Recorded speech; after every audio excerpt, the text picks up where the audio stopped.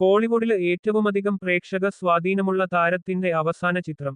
കരിയറിന്റെ പീക്കില് നിൽക്കുമ്പോഴാണ് ദളപതി വിജയ് തന്റെ രാഷ്ട്രീയ പ്രവേശനം പ്രഖ്യാപിച്ചത്.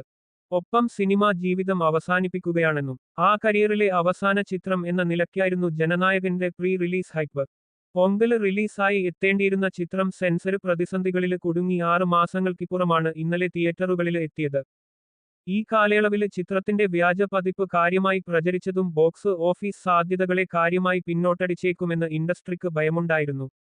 എന്നാല് പ്രതീക്ഷിച്ച വീഴ്ച ചിത്രത്തിന് ആദ്യ ദിനം ബോക്സ് ഓഫീസില് സംഭവിച്ചില്ല. അതേസമയം പ്രതീക്ഷിച്ചിരുന്ന ഒരു നേട്ടം ഓപ്പണിംഗില് സ്വന്തമാക്കാനുമായില്ലെന്നാണ് വരുന്ന റിപ്പോർട്ടുകള്. പ്രമുഖ ട്രാക്കർമാരായ സാക്നിൽകിന്റെ കണക്ക് പ്രകാരം ആഗോള ബോക്സ് ഓഫീസില് നിന്ന് ചിത്രം ഇതുവരെ നേടിയിരിക്കുന്നത് 78.27 കോടിയാണ്. ഇതില് ഇന്ത്യയില് നിന്നുള്ള ഗ്രോസ് 48.27 കോടിയും നെറ്റ് 41 കോടിയുമാണ്. ചിത്രം ആദ്യ ദിനം 100 കോടി കടക്കുമോ എന്നതായിരുന്നു ഇൻഡസ്ട്രിയില് നിന്ന് ഉയർന്നിരുന്ന ചോദ്യം. അത് സാധ്യമായില്ല. അതേസമയം തമിഴ്നാട്ടിലെ തിയേറ്ററുകളിലെ ആവറേജ് ഒക്കുപ്പൻസി ഇന്നലെ 90% അടുത്തായിരുന്നു. വിദേശ മാർക്കറ്റുകളിലെ കളക്ഷന് സംബന്ധിച്ച് വരാനുള്ള അപ്ഡേറ്റില് കളക്ഷന് ഇനിയും മുന്നോട്ടു പോകാന് സാധ്യതയുണ്ടെങ്കിലും 100 കോടി കടക്കാന് സാധ്യതയില്ലെന്നാണ് ട്രാക്കർമാരുടെ വിലയിരുത്തല്.